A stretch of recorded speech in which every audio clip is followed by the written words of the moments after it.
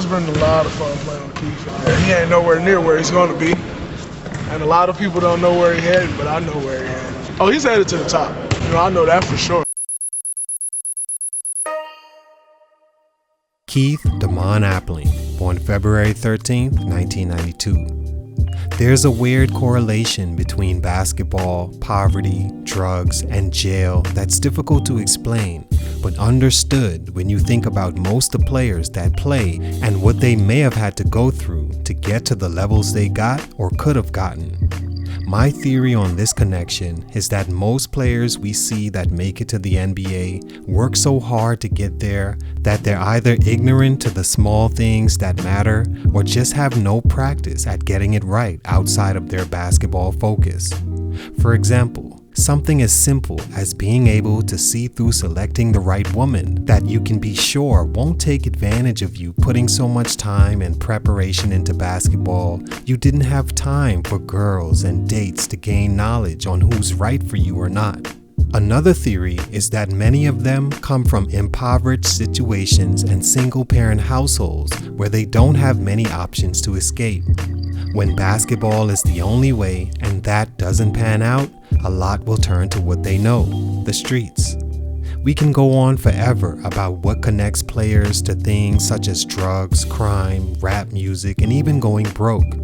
Today's feature is from that place we speak of, where growing up in said single-parent household and in a community where everything bad for you is just outside the door, led him to manifest negative situation after negative situation, even after he's had the opportunity to become a McDonald's All-American, play for one of the top programs on the college level, and play in the NBA, even if it was just 5 games.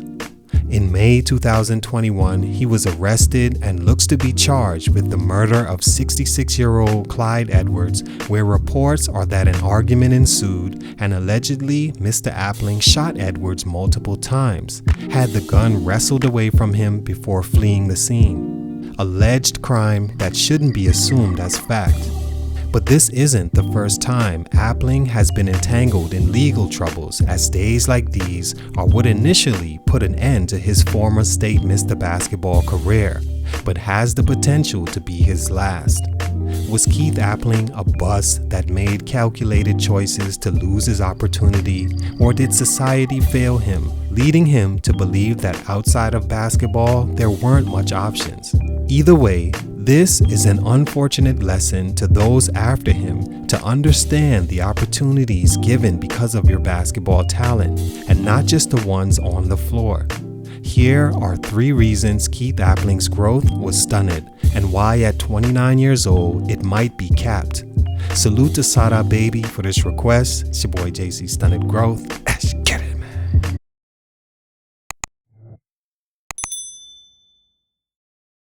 Keith Appling was a 6'1" point guard from Detroit, Michigan that began organized basketball in the 2nd grade. He was a star for Pershing High School by his sophomore year as he realized basketball could be a career for him and decided he couldn't live without it. Going into his junior year, he committed to Michigan State due to his relationship with Tom Izzo, who directly recruited him and had high expectations for the eventual state Mr. Basketball. He'd win the award his senior year, where he was already a previous state champion and ranked 34th overall, leading to a McDonald's All-American selection. Stunt number 1, foundational guidance. I decided to highlight this one because it may have played the biggest role in Appling's life in general, more off the court than as a hooper, growing up in a single-parent home, looking to only his mother to shape his character, which translated into less opportunity staying on it. A part of a successful basketball journey begins with the makeup of the person that determines how he handles certain situations. Seeing basketball as his only legit way, that guidance played a huge role in how he continuously reacted when that was taken away.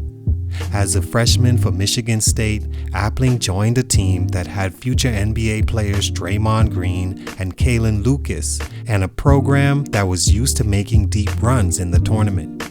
For the most part, he played a backup role behind Lucas, although starting 19 games and averaged 6 points a game, more turnovers than assists, but shot a team-leading 41% from 3. He upped his averages over the next 2 seasons from 11 to a team-leading 13.4 points a game and 3 assists. As a senior, he led his team to the regional final, losing a close game to UConn.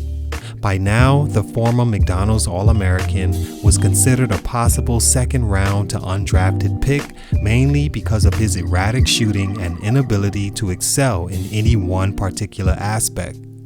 With a slim shot at hearing his name called, he prepared for his opportunity that wouldn't come as expected as he went undrafted in 2014. Over the next few years, he played in the D-League, was signed, waived, traded, and everything that came with that route, until finally Orlando gave him a 10-day opportunity January 18th, 2016, and he made his NBA debut. After another 10-day, the Magic didn't elect to sign him for the rest of the season as he finished a year in the D-League, where he was an all-star and all-defensive team performer. And then the troubles began. At just 24, with tons more opportunity in basketball, being a former player, he caught his first 2 gun charges, one of which a felony. Between 2016 and 2017, it's hard to keep up with all the felonies and charges alleged to his name, but a few things that were sure was that Appling was either always in the wrong place at the wrong time or has the worst criminal luck ever. Or, because of his upbringing and surroundings, he never built the right foundation to at least be street smart enough to realize where the path he was on led. He would be ordered to spend 1 year in jail and 5 years probation for his 2017 gun charges and resisting arrest. It's also clear no one around him was in a place to give him correct guidance and advice that he, at only 24, should continue his pursuit of basketball instead of being a seemingly horrible street nigga. Stunt number 2, can't get right. With about 2 years away from the game, Appling made a return to basketball overseas in places like Mexico and Italy. By October 2020, he was back in the hands of the law again for possession of excessive amounts of the drug heroin, either manufactured or attempted to be distributed by Mr. Appling. He was given another slap on the wrist in the form of 18 months probation, in which he violated not long after. It's unclear to me the motivation, even by this point, that makes a person that came from nothing but was given and earned everything to turn coat and choose this path in life. Which leads me to ask the question, did society fail Keith Appling? Did the people close to him that claim to care about him and are now heartbroken care enough to help him find the right path? Unfortunately, society, for a young black man like Keith, you're almost enabled to become more and more reckless without a care for what opportunities you may blow. You almost have to be a certain way in the community he frequented, or you'll be seen as food, and I don't think Appling wanted to be seen as a snack in the streets. Instead, he looks to become an entire entree for the justice system if his most recent charges are proven true. On May 24, 2021, Appling was arrested after a manhunt for the alleged slaying of a 66-year-old man relatives remember as Clyde Edwards. Apparently, an argument occurred on the front lawn of Mr. Edwards. Keith allegedly got emotional, began to struggle with him before shooting him multiple times. A witness claims to walk outside to see Mr. Keith with a quote, stupid look on his face. A relative of Edwards then wrestled the gun away and Keith fled the scene, leaving his weapon and Michigan State ball cap on some movie shit. He was caught a few days later and looks to be the only suspect in the case, although investigation is still underway. Not looking too good for the former honors high school student who just can't seem to get right. Stunt number 3, what do you have with Keith Appling? The final stunt, I'll stick to basketball, as his criminal history is much too draining to keep up with. On the court though, I never understood what some saw in his potential at the next level. At a listed 6'1", you'd think you're getting a point guard that at least could distribute the ball and create open shots for teammates. But Keith was never that. At just 3 assists his college career, it makes it tough to take a guy that's already a defensive liability at his size. With that said, you can average low assist numbers and still be effective if you do other things valuable on the floor. But Keith Appling wasn't that either, at just 10 points a game at state, 33% shooting from 3, and a free throw percentage that declined every season.